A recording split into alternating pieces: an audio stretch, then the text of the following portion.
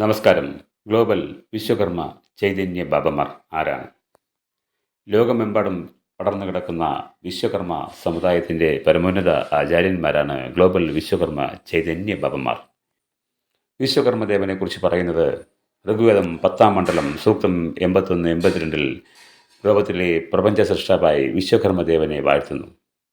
സകല ചരാചരങ്ങളുടെയും ദേവീദേവന്മാരുടെയും സകലതിൻ്റെയും സൃഷ്ടാവാണ് വിശ്വകർമ്മദേവൻ. അപ്രകാരമുള്ള വിശ്വകർമ്മദേവൻ്റെ പിന്തുടർച്ചയാണ് ഇപ്പോഴുള്ള വിശ്വകർമ്മ ചൈതന്യ ബാബമാർ. അവർ വിശ്വകർമ്മയിലെ സകല പ്രശ്നങ്ങളെയും അതിജീവിക്കുവാനും വിശ്വകർമ്മ സമുദായത്തെയും മാത്രമല്ല ലോകത്തെ ഐശ്വര്യവത്താക്കുന്നതിന് വേണ്ടിയിട്ടുള്ള ശ്രമങ്ങളുടെ ഭാഗമായാണ് പ്രവർത്തിക്കുന്നത്. ഇപ്രകാരമുള്ള വിശ്വകർമ്മ ചൈതന്യ ബാബ അഭിഭാഷകൻ കൂടിയാണ്. അപ്രകാരം ഹൈക്കോടതിയിൽ ഈ കേസിൽ റെപ്രസെൻ്റ് ചെയ്യുമ്പോൾ ഒരു എതിർഭാഗം വക്കീൽ 8-ാം നിലയിൽ വെച്ച് അദ്ദേഹത്തെ ആക്രമിക്കാൻ ശ്രമിക്കുകയുണ്ടായി. ഇത് ഈ കേസിൻ്റെ ഒരു നിർണായകമായ ഒരു സംഭവമാണ്. 26 വർഷമായി എന്തിനോ വേണ്ടി ചില തൽപര കക്ഷികൾ, AKBMSൽ 3 കൊല്ലം മാത്രം അധികാരം കൊടുത്തിട്ടുള്ള കക്ഷികൾ വിശ്വകർമ്മജരെ പറഞ്ഞു പറ്റിച്ച് പേടിപ്പിച്ച് അവരെ 26 കൊല്ലം ഇരുട്ടിലേക്ക് തള്ളി നിൽക്കുന്ന ഒരു അവസ്ഥ സംജാതമായിരിക്കുകയാണ്.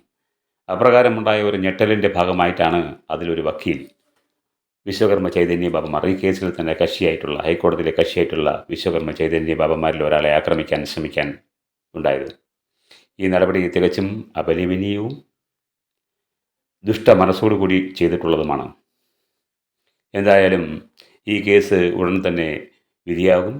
വിശ്വകർമ്മചർ ലോകം മുഴുവനും ഒന്നിച്ച് ഇതിനെ നേടാൻ തയ്യാറായിരിക്കുകയാണ്. വിശ്വകർമ്മ ചൈതന്യ ബാബമാർ അതിന് നേതൃത്വം കൊടുക്കുകയാണ്. ലോകത്തിൽ തന്നെ ഐശ്വര്യത്തിലേക്ക് നീങ്ങുന്ന ഒരു പാന്താവിലേക്ക്, പരിണാമത്തിൻ്റെയും അല്ലെങ്കിൽ സംഭവാമി യുഗയും മാറ്റമില്ലാത്തത് മാറ്റത്തിന് മാത്രം എന്ന് പറയുന്ന ഒരവസ്ഥയിലേക്കുള്ള പ്രകൃതിയുടെ പ്രപഞ്ചത്തിൻ്റെ ഒരവസ്ഥയിലെ ഒരു രൂപമാണ് വിശ്വകർമ്മ ചൈതന്യ ബാബമാർ. ലോകത്തെ നയിക്കാനും ലോകത്തെ ഐശ്വര്യത്തിലേക്ക് നയിക്കുന്നതിനേക്കുമായി വിശ്വകർമ്മ ചൈതന്യ ബാബമാർ എല്ലാവരെയും ക്ഷണിക്കുകയാണ്.